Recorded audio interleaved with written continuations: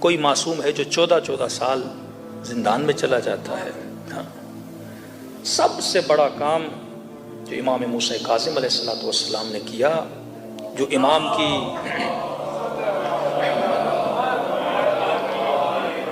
پوری زندگی کا نچوڑ آپ نکال سکتے ہیں، امام نے آرگنائزیشن آف لا بنائی۔ کسی امام نے اتنے لائرز نہیں بنائے جتنے آپ کے امام موسیٰ کاظم نے بنائے۔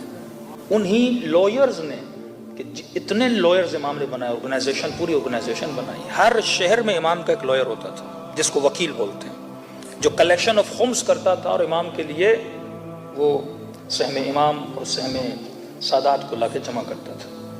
سب سے زیادہ جس امام کو خمس ملتا تھا وہ امام موسیٰ کاظم تھے۔ امام رضا کو بولا جاتا ہے غریب الغربا، ایون 1 ایئر تو کیا 1 ڈے کے لیے مولا زندان نہیں گئے، اور ایک امام 14 ایئر زندان میں رہے، ان کا لقب غریب الغربا نہیں ہے، امام رضا کا لقب غریب الغربا ہے۔ کبھی سوچا کیوں؟ ان حکمتوں کو سمجھا کر۔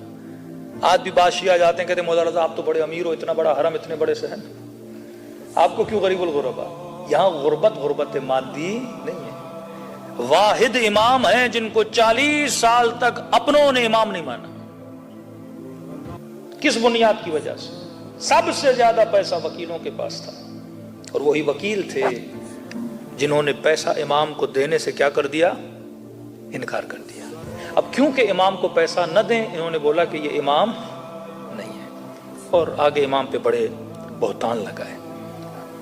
لیکن وہ لوگ بچے جنہوں نے اپنی عقل سے کام لیا۔ فرمایا 2 طرح کے رزق ہوتے ہیں، ایک رزق مادی ہے، مٹیریل رزق، سیلری کتنی ہے، گھر کتنا بڑا ہے، گاڑیاں کتنی ہیں۔ ایک رزق اولاد ہے کہ بندے کے پاس اولاد کتنی ہے، کسی کے پاس 1 بچہ، کسی کے پاس 4 بچے، 5 بچے، لیکن یہ چیزیں میٹر نہیں کرتی۔ سب سے بڑا رزق جو خدا انسان کو دیتا ہے وہ رزق علم محمد اور آل محمد ہے، رزق روحانی جو خدا دیتا ہے۔ یہ مجلس اسی رزق کا ایک حصہ ہے۔ آپ مجلس سنتے ہو جیب میں کچھ لے کر نہیں جاتے، لیکن یہ مجلسیں انسان کے وجود کو بدل دیتی ہیں، آپ کے تھاٹس کو بدل دیتی ہیں۔ یہ مجلسیں آپ کی زندگی کو ایک پاتھ دیتی ہیں، ایک راستہ دیتی ہیں کہ میں زندگی میں آگے جا کے اپنے انتخاب کو کیا کروں،